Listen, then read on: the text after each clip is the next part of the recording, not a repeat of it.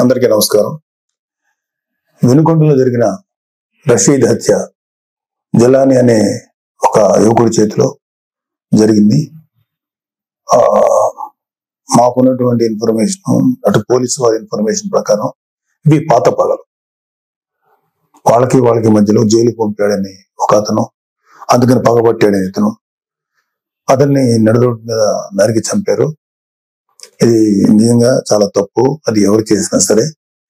కానీ మీరు దీనికి రాజకీయ రంగు పొలవటానికి ట్రై చేయకండి. మీరు ఫస్ట్ పాయింట్, వైసీపీ నేత జగన్మోహన్ రెడ్డి గారికి మర్యాదపూర్వకంగా చెప్పేది ఏంటంటే, ఇంతకాలం మీరు శవ రాజకీయాలు చేసే ఎంత దూరం వచ్చారు. జనాలు మీరు చెప్పే మాటల్ని నమ్మటం ఎప్పుడో మానేశారు. ఖచ్చితంగా ఈ హత్యకి సంబంధించి మేము కూడా ఖండిస్తున్నాం. ఖచ్చితంగా ఎలాంటి వ్యక్తులైనా సరే, ఈ వెనకాల ఉన్న వాళ్ళు ఎవరినైనా సరే పట్టుకొని కోర్టుకు తీసుకెళ్లి శిక్షించాలని మేము కోరుకుంటున్నాం. అయితే ఇంకొక విషయం ఏంటంటే,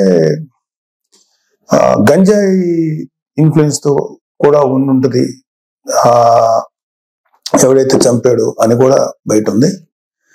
సో ఇలాంటివన్నీ రకరకాల వెర్షన్స్ వస్తున్నాయి.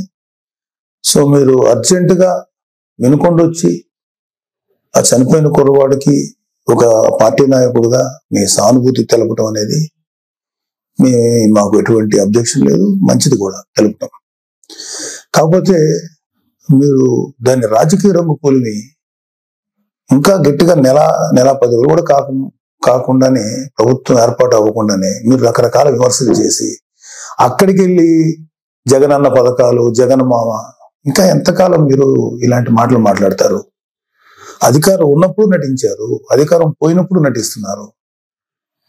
నటనల మీద పరిపాలన సాగదు. ఈ విషయం ఇప్పటికే మీకు అర్థమై ఉండాలి, మీ వైసీపీ నాయకులు కూడా అర్థమై ఉండాలి. ఎంతకాలం ఇంకా నటిస్తారు మీరు? ఓపెన్ గా ఉండండి. 2019లో మీకు అద్భుతమైనటువంటి తీర్పు ఇచ్చారు ప్రజలు మీకోసం. దాన్ని మీరు అత్యంత దారుణంగా, దుర్మార్గంగా ఉపయోగించుకొని ప్రజల నెత్తి మీద కాలు పెట్టి తొక్కారు. ప్రజల్ని హింసించి వదిలేరు మీరు. మీ పరిపాలనలో సామాన్యులు సైతం భయపడ్డారు. ప్రజల కోసం నిలబడిన కొంతమంది నాయకులు, కొంతమంది కార్యకర్తలు తప్ప ప్రతి ఒక్కరు భయపడ్డారు. ప్రతి వాళ్ళు భయపడ్డారు.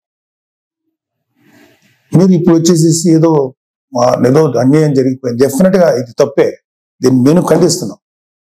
కానీ దీనికి రాజకీయ రంగు భూమి, ఈ శవ రాజకీయాలు చేయకండి. కూటమి ప్రభుత్వం పరిపాలనా పరంగా ఏదన్నా ఉంటే విమర్శించండి. ఇంకా నెల కూడా కాకపోయినా సరే అది చేయలేదు, ఇది చేయలేదు అన్నారు. ఓకే, అది ఎలా చేయాలో మాకు తెలుసు. కూటమి ప్రభుత్వానికి చేసి చూపిస్తాం. మీకన్నా అద్భుతమైన పరిపాలన ప్రజలకు వస్తుంది. మీరు అద్భుతమైన పరిపాలన మీరు చెప్పుకున్నారు. అంతకన్నా దుర్మార్గ పరిపాలన భారతదేశ రాజకీయ చరిత్రలో ఏ రాష్ట్రం జరగల, ఓన్లీ ఆంధ్రప్రదేశ్ లో జరిగింది. అలాంటి దుర్మార్గమైన పరిపాలన మీరు అందించారు. అంటే కొన్ని కోట్ల రూపాయలు, వేల కోట్లు, లక్షల కోట్ల రూపాయలు ప్రభుత్వానికి, ఖజానాకి గండి కొట్టి, నెక్స్ట్ అసలు అంటే ప్రభుత్వాన్ని సర్వనాశనం చేసి, ఒక గవర్నెన్స్ ఏ విధంగా కొనసాగనివ్వకుండా నాశనం చేసి, మీ పరిపాలనలో లక్షల కోట్ల అవినీతి జరిగితే దాని గురించి మీరు ఎప్పుడు మాట్లాడలేదు. అంటే మీరు పెట్టిన బొక్క, అంటే మన రాష్ట్ర ఖజానాకి కనీసం 2-3 మినిమం 4-5 ఏళ్ళు పడుతుంది మినిమం ముందు ఆ బొక్క పుడ్చడానికి. అంత పెద్ద బొక్క పెట్టి వెళ్ళిపోయారు మీరు ఆంధ్రప్రదేశ్ రాష్ట్రానికి.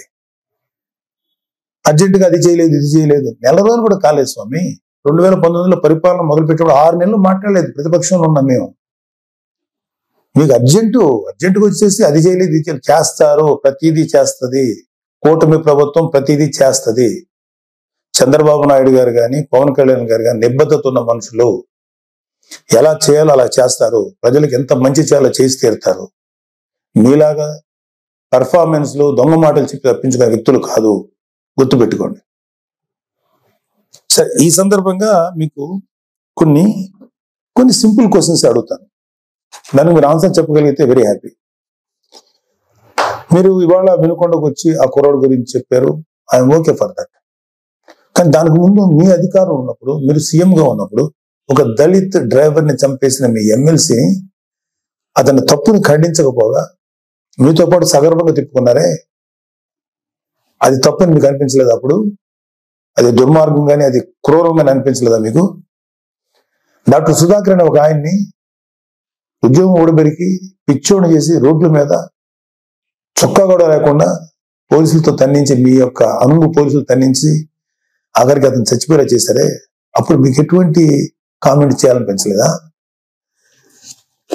వాళ్ళ అక్కని కొంతమంది వైసీపీ కార్యకర్తలు, గూండాలు సెక్సువల్ గా హెరాస్ చేస్తుంటే అడ్డుకున్న అమర్నాథ్ అనే బీసీ కుర్రోడిని, మైనారిటీ తీరిన కుర్రోడిని పెట్రోల్ పోసి కాల్చి చంపేశారు కదా, అప్పుడు కూడా మీకేమి రియాక్ట్ అవ్వలేదా మీరు? అప్పుడు కూడా కనీసం ఒక మాట మాట్లాడలేకపోయారా మీరు? 32,000 మంది ఆడపిల్లలు అదృశ్యం అయిపోయారని చెప్పి పవన్ కళ్యాణ్ గారు చెప్పి కనీసం ఒక పోలీస్ రివ్యూ పెట్టండి అంటే కనీసం పోలీస్ రివ్యూ కూడా పెట్టకుండా 32,000 మంది ఆడపిల్లలు అదృశ్యం అయిపోతే అప్పుడు మీకు మాట్లాడటానికి నోరు రాలేదా? ఇప్పుడు మీ కార్యకర్తలకు లేకపోతే మీ వాళ్ళకి అన్యాయం జరిగిపోతుందని ఇంత మాట్లాడుతున్నారే, మీరు అప్పుడు కూడా మాట్లాడుంటే ఇప్పుడు మీరు మాట్లాడిన మాటకు విలువ ఉండేది. మళ్ళీ చెప్తున్నాను, అక్కడ వినుకొండలో జరిగింది నాకున్న సోర్సెస్ ప్రకారం అది పర్సనల్ గ్రడ్జి, ఇద్దరు వ్యక్తుల మధ్యలో జరిగిన గడ్జి తప్ప 2 పార్టీలకు సంబంధించినవి కాదు. అది మీరు ఖచ్చితంగా మీకు త్వరలోనే పోలీసు నిజాలు నీకు తెలుస్తారు, మీకు ఆన్సర్ చెప్తారు. అలాగే మీ వైసీపీ నాయకులు సామాన్య ప్రజలు అంటే నెలకు ఒక 10,000 20,000 సంపాదించే వాళ్ళు ఏదో వాళ్ళ పూర్వీకుల ఆస్తులు 100 గజాలు 200 గజాలు 300 గజాలు 400 గజాలు ఉంటే వాటిని అడ్డగోలుగా కబ్జా చేసి భయపెట్టి స్వాధీనం చేసుకున్నారే, అది మీ దృష్టికి రాలేదా? ఇన్ని కేసులు చూసాం మేము ప్రజలు తిరుగుతుంటే. ఏ రోజు మీ నోట్ల నుంచి ఒక్క మాట కూడా రాలేదా? అది రైట్ అంటారా? ఏపీ ల్యాండ్ టైటిలింగ్ యాక్ట్ అని పెట్టి ప్రజల ఆస్తులను కాజేయటానికి మీరు ఎంత కుట్ర పన్నారు, దాన్ని మేము సమర్థవంతంగా ఎదుర్కొని ప్రజలకు తెలియబెట్టాక ప్రజలు వాళ్ళు సేవ అయ్యారు మీ దుర్మార్గమైన పరిపాలన నుంచి. అది మీకేమి తెలీదా? నిజంగా ప్రజలు ఇవాళ రెండోసారి రాకుండా ప్రజలు తమను తాము కాపాడుకున్నారు కూటమిని ఎన్నుకోవడం ద్వారా.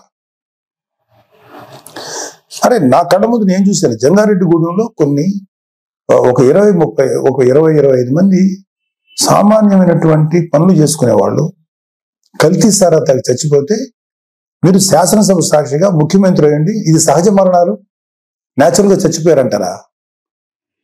కల్తీ సారా తాగి చచ్చిపోతే కనీసం విచారించి ఆ కుటుంబాలకు ఏదైనా ఎక్స్గ్రేషియం ఏదైనా ఇచ్చి కదా మీరు మాట్లాడాలి. ఇది సహజ మరణాలు, ఒక కాన్స్టిట్యూషన్ ఎంతమంది చచ్చిపోతారంటారా? అది మీకేమి అసలు మీకు ఇచ్చేమనుకుంటున్నట్టు కూడా అనిపించలేదు. అప్పుడు కౌలు రైతులు కొన్ని వేల మంది ఆత్మహత్యలు చేసి చచ్చిపోయారు. వాళ్ళకి కనీసం సింపతి చూపించకపోగా ఏమాత్రం కొద్దిపాటి సాయం కూడా చేయలేదు మీ ప్రభుత్వం, వైసీపీ ప్రభుత్వం. వాళ్ళ కుటుంబాలు రోడ్డు పడిపోతుంటే వాళ్ళ కనీసం సానుభూతి కూడా లేదు మీ దగ్గర నుంచి. అదే తప్పు కదా మీకు? వాళ్ళ పిల్లలు రోడ్లు పడిపోయి నాశనం అయిపోతుంటే అదే రైతులు భరోసా, రైతులకు మీరు ఇచ్చేటువంటి ఇదే. ఒకసారి వెళ్ళి చూడండి, ఆంధ్రప్రదేశ్కి ఒక రైతును అడగండి వైసీపీ ప్రభుత్వం మీకేం చేసిందో.